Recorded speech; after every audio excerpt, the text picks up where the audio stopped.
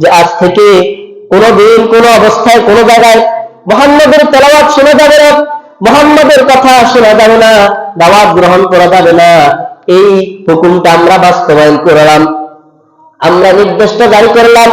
আজকে সকালবেলা যদি কোনো কর্মী আমাদেরকে দেখে দেয় তাহলে মানুষজন গেছে। আজকের খুতবায় আমরা আলোচনা করব কোরআনুল কারীমের 41তম সূরা সূরা হামিম আস-সিজদা থেকে 3টি আয়াত কারিমা তেলাওয়াত করেছি, 26, 27, 28। এই 3টা আয়াতকে সামনে রেখে কোরআনের বিরুদ্ধে অবস্থানকারীদের পরিণতি সম্পর্কে সংক্ষেপে আমরা আলোচনা করব। আল্লাহ পাক রব্বুল আলামিন সকলকে শেষ পর্যন্ত ধৈর্য সহকারে আমলের নিয়তে উপদেশ গ্রহণ করার উদ্দেশ্যে শোনার তৌফিক দান করুন বলি আমিন। পৃথিবীর প্রত্যেক যুগে যুগে আল্লাহ তাআলা এই কোরআনকে, আসমানি কিতাবকে দুনিয়ার জমিনে পূর্ণাঙ্গ বাস্তবায়ন করার উদ্দেশ্যে কোন যুগে একাধিক পয়গম্বর, কোন যুগে একজন, কোন যুগে 5-7 জন, প্রত্যেক যুগে যুগে আল্লাহ তাআলা রাসূল প্রেরণ করেছেন, নবী পাঠিয়েছেন। শুধুমাত্র ইসলাম নামক ধর্ম আর কোরআন নামক কিতাব, জাবুর নামক কিতাব, তাওরাত নামক কিতাব, ইনজিল নামক কিতাবের হুকুমকে বাস্তবায়ন করার জন্য। তো আবার প্রত্যেক যুগে যুগে নবী রাসূলরা যখন কোরআনের দাওয়াত দিয়েছেন, ইসলামের দাওয়াত দিয়েছেন, তখন কোন যুগে ফেরাউন, কোন যুগে নমরুদ, এভাবে প্রত্যেক যুগে যুগে নবীদের এগেইনস্টে, নবীদের প্রতিপক্ষ হিসেবে আরেকটা দল ছিল, যেটা হচ্ছে কুফফারদের দল, কাফেরদের দল। ঠিক একইভাবে আমাদের রাসূলের যুগে একাধিক জালেম ছিল, একাধিক কাফের ছিল। আবু জাহাল, উতবা, শাইবা, আবু লাহাব, এভাবে অনেকগুলো কাফের মুশরিক বেদিন ছিল। তারা রাসূলুল্লাহ সাল্লাল্লাহু আলাইহি সাল্লামের দাওয়াতি কাজে বাধা প্রদান করত। সেই সম্পর্কে আল্লাহ রাব্বুল আলামিন এই সূরার মধ্যে খুব সুন্দর বলেছেন, যারা এই সমস্ত কাজ করবে তাদের পরিণাম কি হবে। আল্লাহ তাআলা এই 3টা আয়াতে সুন্দরভাবে উপস্থাপন করেছেন। আবু জাহাল, উতবা, শাইবা তারা রাতের আধারে মন্ত্রী সভায় বসলো আর পরামর্শ করলো যে দিন দিন মুহাম্মদের তাবলীগের দাওয়াতের কারণে, মুহাম্মদের দ্বীনের দাওয়াতের কারণে মানুষগুলো আমাদের দল থেকে পদত্যাগ করতেছে, আমাদের বাপ ধর্ম ছেড়ে দিয়ে ইসলাম নামক নতুন ধর্ম গ্রহণ করতেছে। এখন কিভাবে মুহাম্মদকে ডাউন করা যায়, দাওয়াত থেকে তাকে পিছু হটানো যায়, এই বিষয়ে তারা পরামর্শ করলো। তো পরামর্শ সবাই সিদ্ধান্ত হয়েছে, প্রথমে আমরা যারা নেতা আছি, নেতা কারা কারা? আবু জাহেল, উতবা, শাইবা, আবু লাহাব, আবু সুফিয়ান। বলে যে আমরা যারা মূল লিডার, আমরা প্রথমে এই কোরআনের আয়াত শুনবো না। এরপরে আমাদের যারা কর্মী আছে তাদেরকে কঠিন নির্দেশ জারি করে দিব যে আজ থেকে কোনো জায়গায়, কোনো অবস্থায় মুহাম্মদ যখন বলবে সকলে পড়ো লা ইলাহা ইল্লাল্লাহু মুহাম্মাদুর রাসূলুল্লাহ, এই দাওয়াত যখন মুহাম্মদ দিবে তখন তোমরা দাওয়াত গ্রহণ করবে না, তোমরা তাকে প্রতিহত করবা। বলে নাউজুবিল্লাহ। রাতে আধারে মন্ত্রী সভা অনুষ্ঠিত হলো, সেখানে আবু জাহাল, উতবা, শাইবা আরো যারা যারা ছিল প্রত্যেকে এই সিদ্ধান্তে উপনীত হলো, আজকের পর থেকে আর কোনোদিন মুহাম্মদের দাওয়াত গ্রহণ করা যাবে না, মুহাম্মদের তেলাওয়াত শোনা যাবে না। এই হুকুমটা তারা জারি করে দিল। আর কর্মীরা ভয়ে আতঙ্কিত হলো, জিম্মি হয়ে গেল।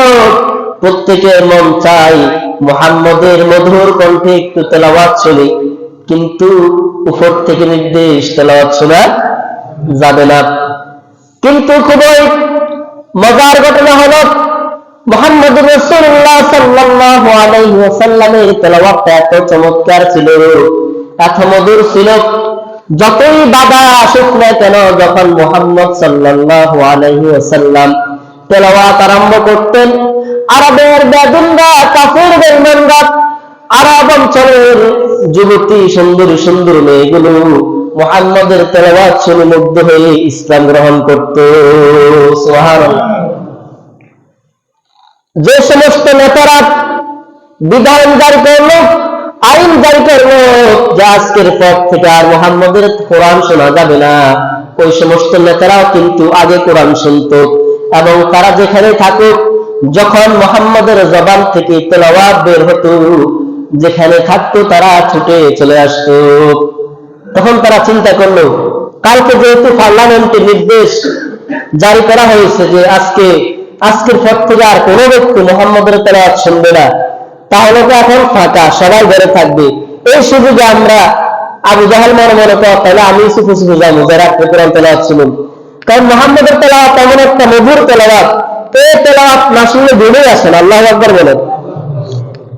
আবু জাহেল রাতের আধারে মুহাম্মদের ঘরের এক কোণে গিয়ে দাঁড়িয়ে আছে আর অপেক্ষায় রইল কখন জানি মুহাম্মদ তেলাওয়াত আরম্ভ করে। এমনি ভাবে আবু লাহাব ঘরের আরেক কোণে গিয়ে দাঁড়িয়ে রইল আর অপেক্ষায় রইল কখন মুহাম্মদ মধুর কণ্ঠে তেলাওয়াত করবে। ঘরের আরেক কোণে আবু সুফিয়ান, আরেকজন বড় নেতা, সে দাঁড়িয়ে রইল আর অপেক্ষায় রইল কখন মুহাম্মদ মধুর কণ্ঠে তেলাওয়াত করবে আর তেলাওয়াত শুনলো। ঘরের আরেক কোণে, একটা ঘরের কোণায় কয়টা? 4টা কোণা থাকে, 4 জন নেতা 4 কোণায়, উতবা সেও সেখানে অবস্থান করলো আর অপেক্ষায় রইল কখন মুহাম্মদ সাল্লাল্লাহু আলাইহি ওয়াসাল্লাম তার পবিত্র জবানে মধুর কণ্ঠে মিষ্টি সুরে কোরআন তেলাওয়াত করবে আর শুনলো। রাত্রি যখন কমিয়ে গেল, রাত্রি যখন ভোর কাছাকাছি হয়ে গেল, সূর্য উদয় হবে এমন অবস্থা, ভোরবেলা তারা চিন্তা করলো, গতকাল রাতে আমরা পার্লামেন্টে সিদ্ধান্ত নিলাম যে আজ থেকে কোনোদিন কোনো অবস্থায় কোনো জায়গায় মুহাম্মদের তেলাওয়াত শোনা যাবে না, মুহাম্মদের কথা শোনা যাবে না, দাওয়াত গ্রহণ করা যাবে না। এই হুকুমটা আমরা বাস্তবায়ন করলাম, আমরা নির্দেশটা জারি করলাম। আজকে সকালবেলা যদি কোনো কর্মী আমাদেরকে দেখে দেয় তাহলে মানুষজন গেছে, ঠিক কিনা বলেন? বলবেন এরা রাত্রে আমাদেরকে নিষেধ করি, হেরা নিজে তারা কি করে? তেলাওয়াত শুনে। এই জন্য যখন আলো হচ্ছে, ভোরবেলা আধার কমতেছে, এরা সবাই একজন আরেক দিকে দৌড়াদৌড়ি করতেছে। ঘটনাক্রমে আবু জাহেলের সাথে আবু সুফিয়ান একটা ধাক্কা খাইছে অন্ধকার রাত্রিবেলা। ও কে রে তুই? আমি তো আমি। তুই কে? কার তুই কে? কাল তো আবু সুফিয়ান। তুই কে? কার তো আবু জাহেল না। কোন জিনিস তো ভাই কেন কোস না? আসলে মুহাম্মদের তেলাওয়াত এত মধুর তেলাওয়াত, যদিও গতকালকে পার্লামেন্টে আমি এদের বিরুদ্ধে অবস্থান নিয়েছি, কিন্তু ভাই খাসা কথা বিশ্বাস কর, মুহাম্মদ যখন তেলাওয়াত শুরু করে, আল্লাহর কসম, সে তার রব তো আল্লাহ না, সেটা বলছে আব্দুল উজ্জা, আব্দুল শামস, বলে দেব দেবতার কসম করে বলছি, মুহাম্মদ যখন এই গ্রন্থ তেলাওয়াত আরম্ভ করে আমার আর ঘুম আসে না। আমার বলছে কি তেলাওয়াত শুনি, এই জন্য শুনতে আসছি। তুই ভাই তোর চারে একই অবস্থা, তোর কথা বল আমার কি কত যাক যা হচ্ছে সেইটা আয়াত তুই জানি, আর কেউ বলা যাবে না, বললে কিন্তু আঙ্গমন তুইগিরি শেষ। কিছুক্ষণ পরে 2 জন একসাথে যাইতেছে, সামনে আবার আরো 2 জন, আবু লাহাব আর উতবা, 2 জন দেখা হয়ে গেল, 2 জন বড় নেতা। এইবার কত রাতে আমরা তো উতবা আর আবু লাহাব বলে কোথায় গেলি? হুজুর মাফ চাইতে করেন না, কালকে রাত্রে তো আমরা একমত ছিলাম মুহাম্মদের কোরআন তেলাওয়াত শোনা যাবে না, কিন্তু আশ্চর্য ব্যাপার হলো যখন মুহাম্মদ তেলাওয়াত আরম্ভ করে দেয় তখন আমরা আর থাকতে পারি না। আল্লাহু আকবার বলেন। তার মানে কি? আমরা যখন রাত্রে শুইতে গেলাম, মুহাম্মদের তেলাওয়াতের যে মধুর আওয়াজটা কানে পৌঁছলো, সঙ্গে সঙ্গে ঘুম ভেঙে গেল, আর ঘুম আসতেছে না। তখনই ঘুম থেকে উঠে মুহাম্মদের তেলাওয়াত শোনার জন্য চলে আসলাম। চিন্তা করছেন, যে 4 জন বড় লিডার, যাদের নেতৃত্বে সে মক্কা মরুভূমিতে মানুষ রাত্রে বলল রাত, তারা এমন ক্ষমতাধর ছিল, যদি বলে এখন রাত তাহলে এখন রাত, কথা বলে বুঝেন নাই। এমন পাওয়ারফুল 4 জন নেতা, সরকারে সংসদে ঘোষণা করলো যে আজ থেকে মুহাম্মদের কোনো কথা, মুহাম্মদের কোনো দাওয়াত কবুল করা যাবে না, তেলাওয়াত শোনা যাবে না। আর সরকার ঠিক আছে, এলাকা ঠিক আছে, কিন্তু যারা কিন্তু ঠিক আছে কিনা এরাই এর পরের দিন থেকে তেলাওয়াত শুনতেছে। আমার বন্ধুগণ, এই জন্য আল্লাহ রাব্বুল আলামিন তাদের বিষয়ে একটা কোরআনে কারিমে আয়াত নাযিল করেছেন আর বলেছেন, وَقَالَ الَّذِينَ كَفَرُوا لَا تَسْمَعُوا لِهَذَا الْقُرْآنِ وَالْغَوْا فِيهِ لَعَلَّكُمْ تَغْلِبُونَ। আল্লাহু আকবার। এই আয়াতের মধ্যে আল্লাহ তাআলা রাব্বুল আলামিন বলতেছেন, আর যখন কাফিররা বলে লা তাসমাউ লিহাদাল কুরআন, তোমরা এই কোরআনকে শোনো না, এই কোরআনকে তোমরা শুনিও না, ওয়ালগাউ ফীহি, আর যখন কোরআনের দাওয়াত চলে অথবা কোরআনের আলোচনা চলে অথবা কোরআনের কোন তিলাওয়াত চলে, ওয়ালগাউ ফীহি, তোমরা তার মধ্যে হইচই শোরগোল আরম্ভ করে দাও, চিল্লা পাল্লা শুরু করে দাও, লাআল্লাকুম তাগলিবুন। আর এই চিল্লা পাল্লা হইচই কেন করবা? লাআল্লাকুম তাগলিবুন, যাতে করে তোমরা বিজয় লাভ করতে পারো। এরপর রব্বুল আলামিন বলেন, যারা এই কর্মসূচি দিয়েছে কোরআনে কারিমের তেলাওয়াতের সময় তেলাওয়াত শুনবা না, তেলাওয়াতের মধ্যে হট্টগোল সৃষ্টি করে দিবা, কোরআনের মাহফিলের মধ্যে হট্টগোল সৃষ্টি করে দিবা, ঝামেলা তৈরি করে দিবা, বন্ধ করে দিবা, তখন তাদের পরিণাম সম্পর্কে আল্লাহ রাব্বুল আলামিন এর পরবর্তী আয়াতের মধ্যে বলতেছেন, فَلَنُذِيقَنَّ الَّذِينَ كَفَرُوا عَذَابًا شَدِيدًا। এই সমস্ত লোকদেরকে নিঃসন্দেহে অবশ্যই আমি রাব্বুল আলামিন কঠিন ভয়াবহ আযাব আসাদন করাবো, কঠিন শাস্তি, ভয়াবহ শাস্তি আমি আসাদন করাবো। وَلَنَجْزِيَنَّهُمْ أَسْوَأَ الَّذِي كَانُوا يَعْمَلُونَ, এবং অবশ্যই আমি তাদেরকে তাদের পরামর্শের কর্মফলের প্রতিফলন তাদেরকে আমি কিয়ামতের দিবসে হাতে হাতে পৌঁছিয়ে দিব।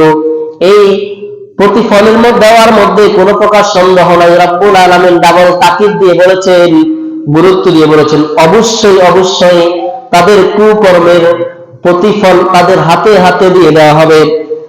এরপর রব্বুল আলামিন বলেন, এটা আমি তাদেরকে কেন দিব? যালিকা জাযাউ আ'দাইল্লাহিন নার, আর এই জাহান্নামটাই হলো আল্লাহর শত্রুদের জন্য ফলাফল, বিনিময়। লাহুম ফিহা দারুল খুলদি, আল্লাহ রাব্বুল আলামিন বলেন, এই কাফিররা, এই মুশরিকরা, এই কোরআন বিদ্বেষীরা, ইসলাম বিদ্বেষীরা এই জাহান্নামের মধ্যে একদিন থাকবে না, 1 বছর থাকবে না, সহস্র বছর থাকবে না, 1000 বছর থাকবে না, বরং আল্লাহ তাআলা এক বাক্যে বলে দিয়েছেন, লাহুম ফিহা দারুল খুলদ, তারা স্থায়ীভাবে ইনফিনিটি লাইফ যেটাকে বলা হয়, যে জীবনের শুরু আছে কিন্তু শেষ নাই, আবাদুল আবাদ জীবন তারা সেই জাহান্নামের মধ্যে অবস্থান করবে। বলেন নাউযু বিল্লাহ। এরপর রব্বুল আলামিন বলেন, জাযাআম বিমা কানু বিআয়াতিনা ইয়াজহাদুন, আর এই কঠিন শাস্তিটা হলো তাদেরকে এই কারণে, কারণ তারা আমার কোরআনের বিরুদ্ধে অবস্থান নিয়েছে, কোরআনের আইনের বিরুদ্ধে অবস্থান নিয়েছে, কোরআনকে অস্বীকার করেছে, কোরআনকে বন্ধ করার জন্য চক্রান্ত আর ষড়যন্ত্র করেছে, ষড়যন্ত্র জাল পাততে দিয়েছে। এই জন্য রাব্বুল আলামিন বলেন, এই কঠিন শাস্তিটা হলো তাদের এই অপকর্মের, কোরআনের বিরুদ্ধে অবস্থান নেওয়ার কারণে। এই জন্য তাদের জন্য কোনো মাফ হবে না, কোনো ক্ষমা হবে না। তারা ওই জীবনের মধ্যে কখনো মরবে না, কখনো তার হায়াত শেষ হবে না, তারা সেখানে যতদিন থাকবে সারা জীবন তারা সেখানে জাহান্নামের মধ্যে অবস্থান করবে। এই জন্য এই আযাব থেকে আমাদের বাঁচার দরকার আছে কিনা বলেন? বলবেন হুজুর, আমরা তো আবু লাহাবের মতো, আবু জাহালের মতো, উতবার মতো, সাইবার মতো কোরআনের বিরুদ্ধে অবস্থান নেই নাই, হ্যাঁ, তারা নিয়েছে ডাইরেক্টলি, আর আমরা ইনডাইরেক্ট নিয়েছি। আমরা কোরআনের বিরুদ্ধে ডাইরেক্ট অবস্থান নিয়ে তো আমরা থাকবে না, কি বলেন, থাকবে নাকি? যদি এই বাংলার জমিনে কোন একজন নাস্তিক সরাসরি দাঁড়িয়ে বলে আমি আজকে কোরআন মানি না, কোরআনের বিরুদ্ধে অবস্থান নেয়, বাংলাদেশের তাওহীদি জনতা বিসমিল্লাহ আউযুবিল্লাহ ছাড়াই তার চামড়া তুলে দেবে, ঠিক কিনা কথা বলেন? এই জন্য নাস্তিকেরা, ইসলাম বিদ্বেষীরা এই বাংলার জমিনে বসবাস করা অবস্থায় ডাইরেক্ট বলতে পারে না, বিভিন্ন কায়দা অবলম্বন করে, কলা কৌশল করে, বিভিন্ন মাধ্যমে কোরআনের অবস্থান, কোরআনকে বন্ধ করার জন্য অবস্থান নেয়। কিভাবে? কিছুদিন পূর্বে বাংলাদেশের একজন বিখ্যাত ব্যক্তি, অনেকে নাম বলবে, চিনবেন, নাম বলবো না, ওই লোকটা বলেছে আজানের শব্দ শুনলে তার নাকি ঘুম আসে না, তার কাছে খারাপ লাগে, আজানের আওয়াজ তো নাকি বেশ্যার আওয়াজের মতো মনে হয়। নাউযুবিল্লাহ বলবেন না? যেই দেশে 96% 96% মানুষ মুসলিম, সেই দেশে একজন লোক বলে আজানের আওয়াজ তার কাছে কিসের আওয়াজের মতো? নাউযুবিল্লাহ বলতে হবে এখনো?